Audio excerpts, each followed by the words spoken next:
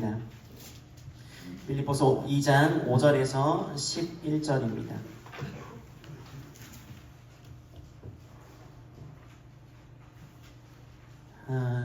신약 성경 319쪽 정도에 기록되어져 있습니다. 빌립보서 2장 5절에서 11절입니다.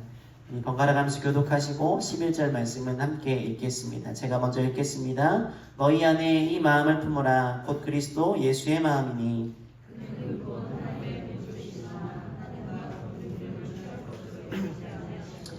오히려 자기를 비워 종의 형체를 가지사 사람들과 같이 되셨고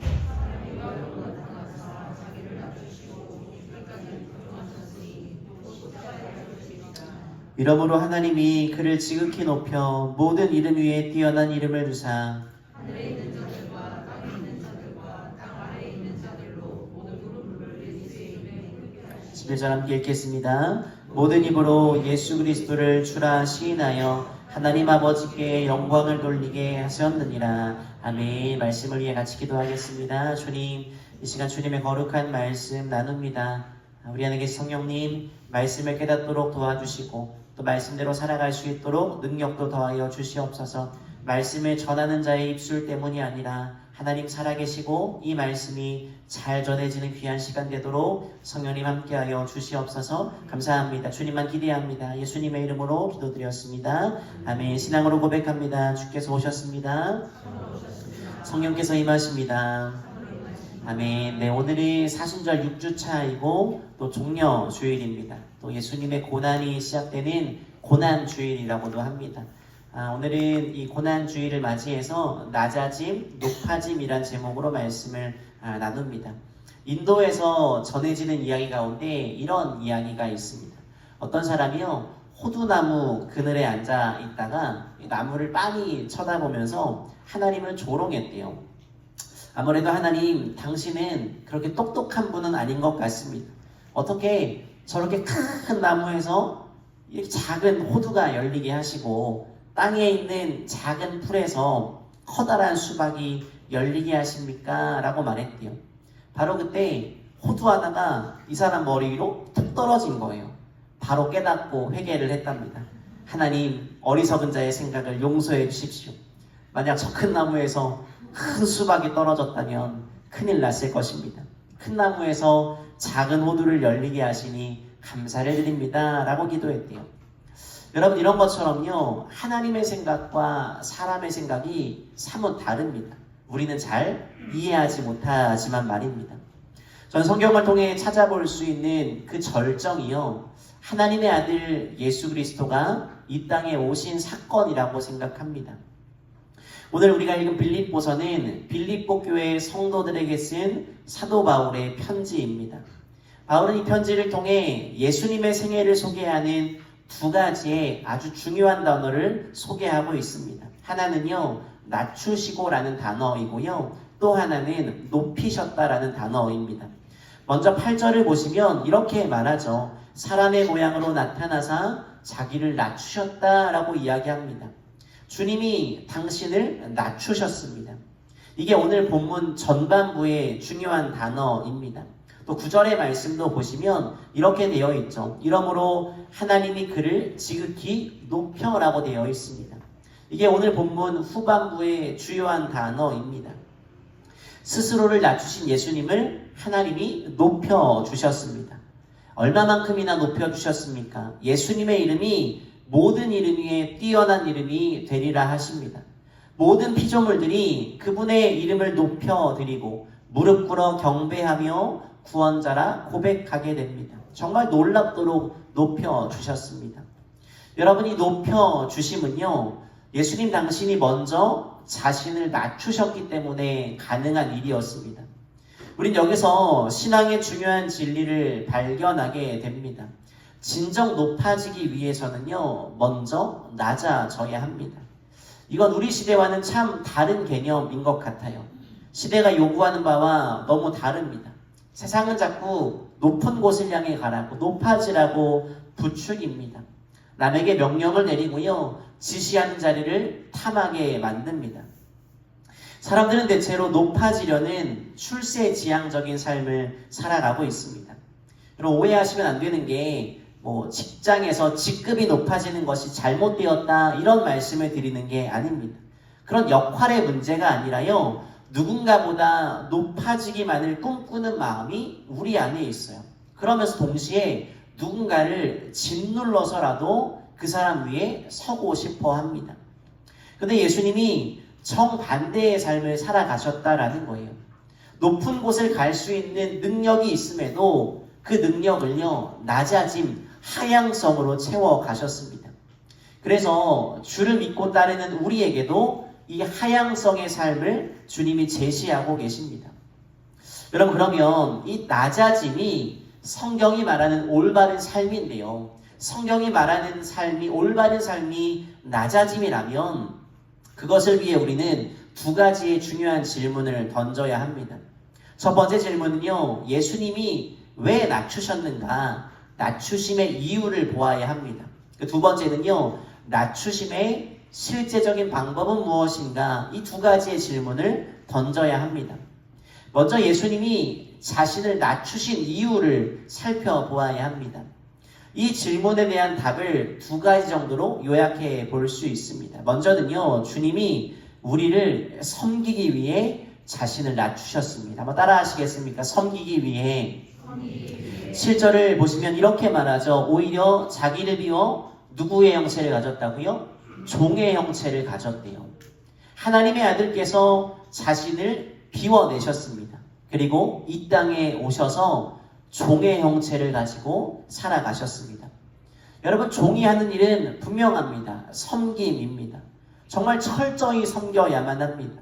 자기 권리를 주장하는 게 아니라요, 자신의 모습은 감춘 채 섬기는 일을 감당하죠.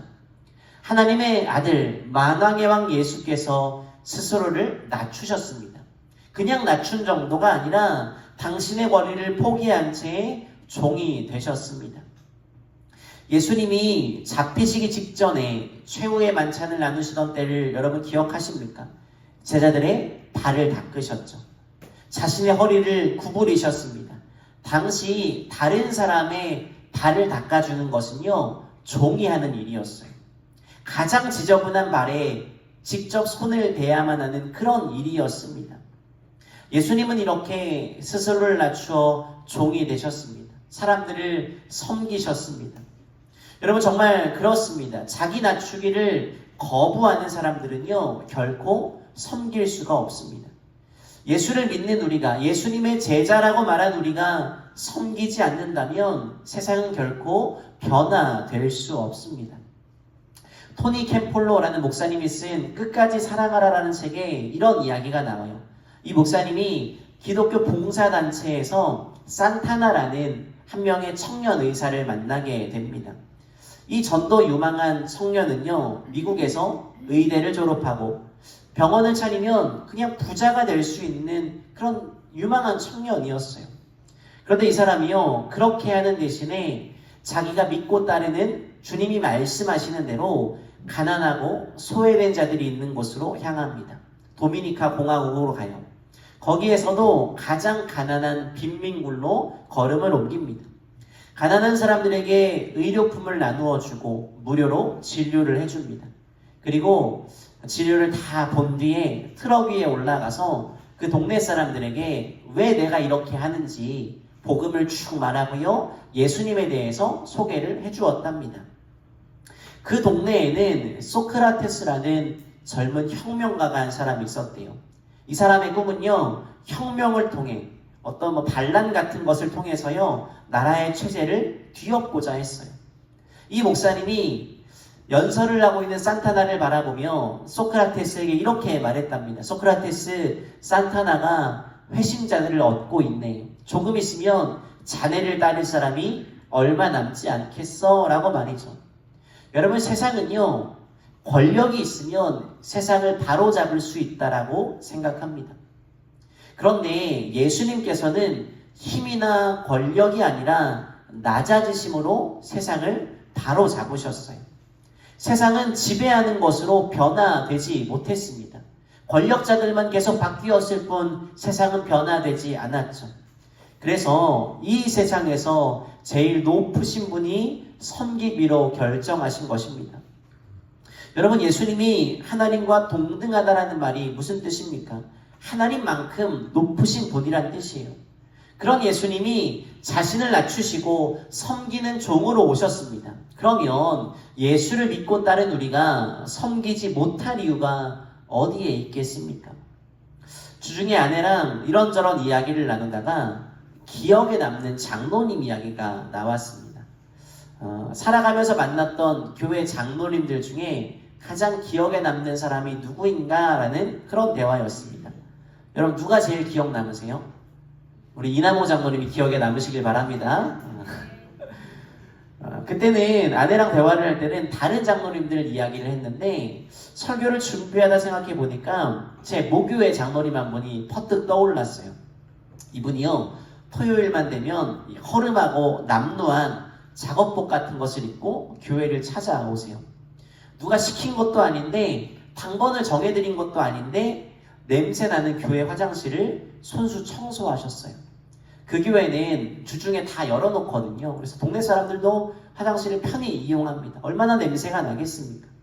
혼자만 하신 것이 아니라 아내 되시는 권사님도 오셔서 남녀 화장실 모두를 깨끗하게 닦으셨어요. 힘드시지 않냐라고 묻자 당신 마음에는 내일 교인들이 와서 불편을 겪는 걸 보는 게 더 힘들 것 같다라고 이야기하셨어요. 이 이야기를 알게 된 성도들이요, 감동을 받고 차례를 정해 화장실을 청소하기 시작했어요. 여러분, 단순히 말씀을 듣는다, 성경을 공부한다, 이것만으로는 변화되지 않던 사람들이요, 주의 말씀대로 자신을 낮추고 섬기고 순종하는 사람을 보니까요, 실제적인 변화를 체험하게 되었다라는 거예요. 여러분, 예수님이 섬기기 위해 종으로 이 땅 가운데 오셨음을 기억하셔야 됩니다. 그래야 우리가 섬김의 삶을 살아갈 수 있다라는 거예요. 두 번째요, 예수님이 자신을 낮추신 이유가요, 우리를 구원하시기 위함입니다. 한번 따라 하시겠습니까? 구원하시기 위해. 예수님이 자신을 낮추신 이유가 단지 종처럼 섬겨야지 라는 도덕적인 목적에서 끝나지 않습니다. 예수님의 섬김에 궁극적인 목적이 있다라는 거예요. 그것이 무엇입니까? 너무 분명합니다. 바로 영혼 구원입니다. 마가복음 10장 45절은 이렇게 말하죠. 인자가 온 것은 섬김을 받으려 온 것이 아니고요, 섬기기 위해서고요, 많은 자기 목숨을 많은 사람의 대속물로 주기 위함이래요. 예수님이 자신을 낮추어 이 땅에 오셔서 종으로 살아가셨습니다. 섬김을 보여주셨습니다. 그 섬김의 절정으로 당신의 목숨을 십자가에서 내어주셨습니다. 온 인류가 진 죄의 값을 치르기 위해 낮추어 오셨죠. 그 결과 온 인류에게, 오늘 우리에게도요, 구원의 길이 열리게 되었습니다. 오늘 보면 8절도 이렇게 말하죠. 사람의 모양으로 나타나사 자기를 낮추시고 죽기까지 복종하셨으니 곧 십자가에 죽으심이라 라고 말해요. 주님이 죽기까지 복종하시고 십자가에 죽으셨습니다. 여러분, 마찬가지예요. 오늘 우리가 어떤 사람을 구하기 위해서는요, 먼저 섬겨야 합니다. 우리가 죽어져야 합니다. 저는 사람들과 함께 모일 때 기왕이면요, 예수 믿는 우리가 더 많이 섬겼으면 좋겠습니다. 그래야 믿지 않는 사람들이 감동을 받고 예수님 믿을 생각이라도 하지 않겠습니까? 고개를 좀 끄덕여 보세요. 섬김만 받고 싶으세요, 여러분? 그래서 어떤 신학자는 이런 말을 했어요. 그리스도인들의 섬김, 이것을요, 세례 요한의 역할이라고 말했어요. 여러분, 세례 요한이요, 이렇게 말했죠. 예수님이 곧 오십니다. 깨어 있으십시다. 준비해 주었어요. 그런 것처럼요, 예수 믿는 사람들의 섬김, 낮아짐이요, 믿지 않는 사람들에게 구원의 길을 열어준다라는 거예요.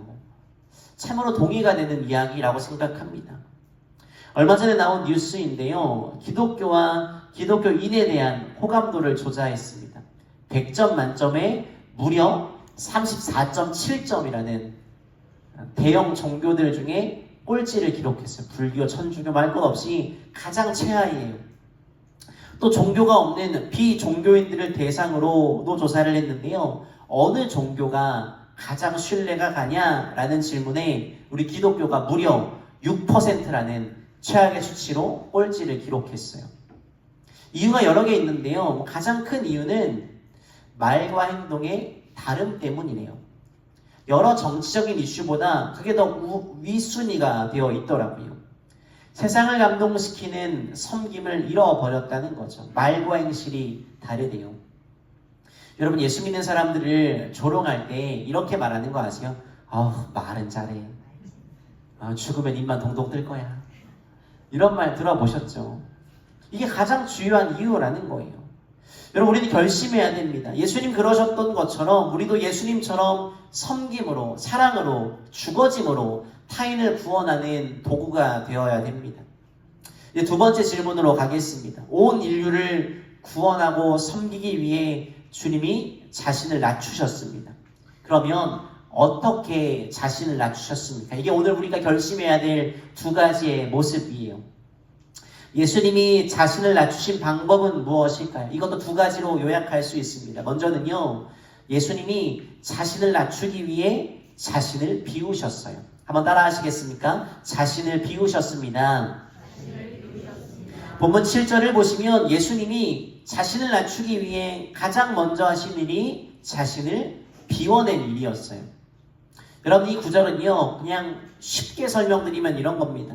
자신의 본질은 포기하지 않으면서 자신의 특권, 권력, 권리는 포기하셨다는 뜻이에요. 예수님이 자리에 연연하지 않으셨어요. 하나님과 동등된 자리를 포기하셨습니다. 저 높은 보좌가 아니라 이 땅 가운데 내려오셨습니다. 이건 신학적 용어로 인카네이션이라고 말해요. 주인의 자리를 포기하고 종의 자리를 취하셨습니다. 하나님의 아들로서 받을 수 있는 모든 대우를 포기하셨습니다. 대신에 사람의 몸을 입으셨습니다. 그리고 그 중에서도요, 가장 신분이 낮은 종이 되셨습니다. 종의 모습으로 오셔서 멸시천대 받으셨습니다. 그러나 기꺼이 그렇게 하셨습니다. 우리를 섬기시고 우리를 구원하시기 위함이었습니다. 키에르케고르라는 사람이요, 이 내용을요 이렇게 말해요. 한 시골 처녀와 사랑에 빠진 왕의 이야기라고 말해요. 어느 날 왕이 길을 가다가 한 시골 처녀를 보고 첫눈에 사랑에 빠집니다. 이 시골 처녀는 왕족이 아니었어요.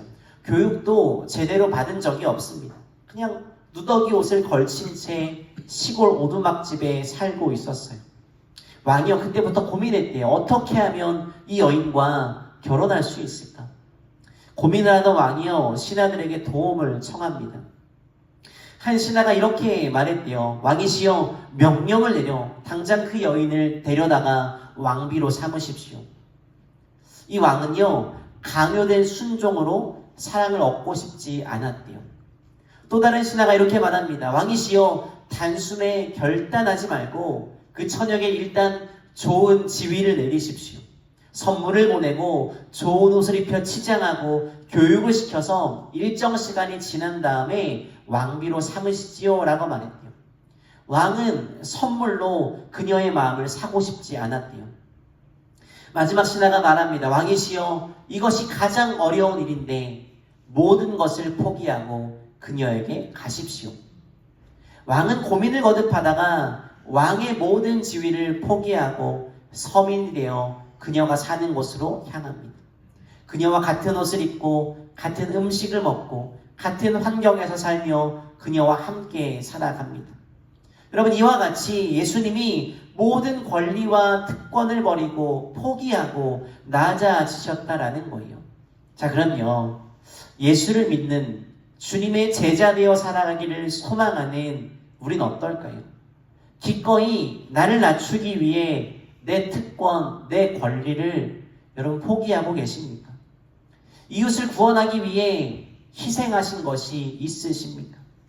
자기를 위해 쓰는 일은 줄이고 이웃을 사랑하고 구원하기 위해 자신을 내어주는 삶이 있으셨습니까? 조금 더 큰 집에 살 수 있는 분들이 집을 줄인다든지, 좀 더 큰 자동차를 탈 수 있는 분들이 더 작은 차를 타며 이웃을 섬기는 일을 위해 살고자 했던 모습들이 있으십니까? 주차장에 주차할 때에도 다른 이웃들이 주차하기 어렵지 않도록 내가 조금 더 먼 곳에 주차하고 걸어오는 일. 저는 우리 교회 권사님들이 참 존경스러운 게 이진호 권사님이든 우리 황 권사님이든 조 권사님이든 주차 안내하시면서 보면 가끔 우리 교회 주차장 밖에 차를 일부러 세우시더라고요. 이유는 우리 교회 교인들이 편하게 주차할 수 있도록. 이런 마음이죠. 엘리베이터를 탈 때나 식당에서 식사할 때에도 연약한 이웃을 배려하고 자신이 손해 볼 줄 아는 것. 믿음의 표현은요, 나 예수 믿어 라고 말하는 그 정도가 아니라요, 구체적인 희생에서 시작되는 것 아니겠습니까? 챙길 거 다 챙기고 다 대접받고 다 높임받고 언제 섬기고 언제 이웃들을 전도할 수 있겠습니까? 우리가요, 예수님의 이 모습, 자신을 비워내신 그 모습을 본받는 그런 성도가 되기를 주님의 이름으로 축복합니다. 결심했으면 좋겠어요. 쉽지 않습니다. 주님의 모습을 기억하며 본받는 우리 모두가 되었으면 좋겠습니다. 또 한 가지요, 예수님이 자신을 낮추기 위해 자신을 죽음에 두셨습니다. 한번 따라 하시겠습니까? 죽음에 두셨습니다. 예수님이 당신을 낮추기 위해 자신의 모든 권리, 그 모든 것들을 다 포기하고 비우시고 이 땅에 오셨습니다. 이런 예수님의 섬김이요, 그 마지막 절정이 무엇입니까? 자신을 죽음의 자리죠. 십자가에 두셨다라는 거예요. 8절을 다시 보시면 이렇게 말하죠. 죽기까지 복종하셨으니 곧 십자가에 죽으십니다. 예수님의 십자가 죽음은요, 여러분 그냥 단순히 가학적인 순교 행위 정도가 아니에요. 하나님의 뜻에 복종하기 위함이었습니다. 십자가를 단순히 고난의 도구다 이 정도로만 보아서는 안 됩니다. 예수님이 십자가를 짊어지고 십자가에 못 박혀 죽으신 이유, 그것이 하나님의 뜻이었기 때문입니다. 인류를 구원하기 위한 속죄의 제물로서 하나님의 뜻을 이루기 위해 십자가에서 죽으셨습니다. 모든 사람을 구원하기 위해서, 그리고 그것이 하나님의 뜻이라면 기꺼이 짊어지고 죽으리라. 이것이 바로 예수님의 십자가입니다. 문제는요, 여러분, 이 내용 모르시는 분 아무도 안 계시죠? 문제는요, 예수를 믿고 사는 우리의 모습이에요. 우리에게는 이 예수님의 모습이 있을까요? 하나님의 뜻을 이루기 위해 나의 특권도 위치도 포기하고 때로 십자가에 매달리는 죽음으로 나 자신을 내모는 그런 종의 모습이 우리 안에 있을까요? 여러분, 우리가 죽어야 타인을 살릴 수 있는데 우리가 살고자 하기 때문에 문제가 생기는 것 아니겠습니까? 예수님은 우리를 살리고자 자신을 죽음으로 내모셨습니다. 십자가에 달리셨습니다. 그러나 우리는 그러지 못하고 있습니다. 죽지 못하고 있죠. 실제로 사도 바울은 나는 날마다 죽노라 고백하지 않았습니까? 그는 또 로마서에서 그리스도인들은 마땅히 자신을 죄에 대하여는 죽은 자로 여기며 살아야 한다라고 가르쳤습니다. 여러분, 믿음의 역설은요, 우리가 죽기로 결심한 순간 일어나요. 우리의 죽음이 타인을 살립니다. 다시요, 우리의 죽음이 타인을 살립니다. 최고의 기독교 영성가라고 불리우는 헨리 나우엔이라는 사람이 있어요. 이 사람은 본래 하버드 대학의 교수였습니다. 정말 인생에서 올라갈 것이 없는 최고의 성공을 맛보고 있는 그런 절정기를 보내고 있었어요. 그런데 갑자기 이 사람이요, 인생의 절정기에 교수직을 사임합니다. 그리고 캐나다에 있는 한 공동체에 들어가요. 거기는 마음이 아픈 사람들이 모여 있었거든요. 그들을 섬기기 시작합니다. 여러분, 성공가도를 막 달리던 사람이요, 갑자기 그의 커리어를 다 포기합니다. 여러분 같으시면 어떠시겠어요? 여러분의 자녀들이요, 갑자기 성공가도를 막 달리고 있다가 이 헨리 나우엔처럼 살겠대요. 잘했다 말씀하실 분 계시겠어요? 응원하시겠어요? 아니죠. 커리어적으로 볼 때 이 사람은요, 죽음을 선택한 거예요. 놀랍게도요, 바로 그 자리, 그 공동체에서 기독교 최고의 영성가가 태어납니다. 그가 공동체에 머물면서 여러 글들을 써요. 이 주옥 같은 글들이요, 오늘날에도 많은 성도들과 목회자들에게 좋은 교두보가 되고 있다라는 거예요. 이 사람이요, 생애 마지막 자락에 이런 말을 남겨서 잘 들어보세요. 그리스도인 리더십의 길은 세상이 시사하는 방향처럼, 세상이 말하는 것처럼요, 저 높은 곳을 향한 것이 아니라 그것은 십자가로 직결되는 저 낮은 곳을 향한 움직임이다 라고 말했어요. 무슨 말이냐면요, 예수를 만나고 주님을 따르는 사람들은요, 저 높은 곳이 아니라 낮은 곳을 향한 움직임이 있어야 한다는 거예요. 그럴 때 세상이 결코 줄 수도 알 수도 없는 하나님 주시는 평화와 기쁨을 맛보게 된다라는 거예요.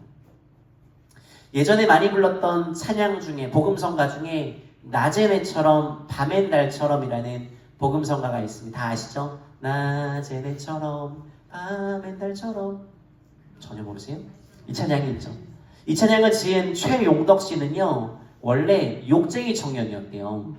세상을 아주 삐뚤게 보고 살았답니다. 그러다 우연한 기회에 예수를 만나 변화를 받고 찬양을 짓는 사람이 되었어요. 어느 날 한 대학에 초청을 받아 수천 명의 학생들에게 강의를 하러 갔습니다. 그런데 강당을 향하는 길을 찾지 못했대요. 헤매이다가 복도를 청소하고 있는 아주머니를 만나서 약간 우쭐하고 교만한 마음으로, 왠지 그런 거 있잖아요. 나보다 좀 못해 보여. 그래서 우쭐한 마음으로 물었대요. 잠시 후에 한 명의 노신사가 이 여인을 청소하는 여인을 보면서 깜짝 놀라서 이렇게 말했대요. 아니 사모님, 여기서 왜 이러고 계십니까? 라고 말했대요. 알고 보니까 이분이요, 청소하고 있는 이분이요, 대기업 회장님의 와이프였던 거예요. 자기 아들이 다니고 있는 학교에 엄마들이 돌아가면서 자원봉사를 했는데 그 회장님 사모님의 차례였던 거예요. 그날 최용덕 씨의 내면이 깨졌어요. 어떻게 하면 저 사람처럼 살 수 있을까? 어떻게 하면 예수님처럼 살 수 있을까? 고민하다가 지은 찬양이 방금 제가 소개해드렸던 그 찬양이에요. 여러분, 세상에 그냥 조금 돈 있는 사람이 자기 권리를 포기하고 낮은 자리에 내려와도 이렇게 감동과 도전을 주는데요. 하물며요, 예수님이 모든 권세와 권리를 포기하고 죽기까지 낮아지셨어요. 이게 바로 예수님의 낮아짐입니다. 여러분, 말씀을 대하는 우리에게도 이런 도전이 있기를 바랍니다. 내가 어떻게 예수님의 죽으심, 그분의 낮아지심을 배울 수 있을까? 어떻게 살아낼 수 있을까? 고민하고 결심하며 살아가는 우리 모두가 되었으면 좋겠습니다. 말씀을 맺겠습니다. 오늘은 교회의 절기상 종려주일입니다. 고난주간에 시작되는 고난주일입니다. 우리 아까 장경희 집사님도 기도하실 때 말씀하셨죠. 많은 사람들이요, 호산나 외치며 예수님을 왕으로 환영했습니다. 나라를 뒤집어서요, 로마의 압제를 무너뜨리고 부강하고 강력한 나라를 만들어주리라 기대했습니다. 그런데 주님 마음은 그게 아니었어요. 겸손의 상징인 나귀, 그것도 나귀 새끼를 타시며 예루살렘 성으로 입성하십니다. 왜요? 온 인류를 구원하시기 위해 자신을 낮추신 거예요. 낮추시되 죽음까지, 십자가까지 낮아지셨다라는 거예요. 가장 비참한 모습으로 모든 사람을 위한 구원의 길을 열어주셨다라는 거예요. 이 사실 모르는 사람 아무도 없습니다. 그러나 여러분, 말씀을 이미 알고 믿고 살아가는 우리가요, 그래서 예수님 같아져야 합니다. 상향성을 추구하는 인생이 아니라 낮아짐, 하향성을 추구하는 인생이 되어야 합니다. 그게요, 하나님 보시기에 높아지는 비결이라는 거예요. 저와 여러분의 삶이 예수님처럼 살기를 소망합니다. 내 권리만을 주장하는 것이 아니라 때로는 버겁지만 그것을 포기하더라도 예수님의 모습을 보여주는 아름다운 신앙인 그런 한 주간의 삶이 되기를 간절히 소망하며 축복합니다. 함께 찬양하며 기도하겠습니다. 아까 소개해드렸던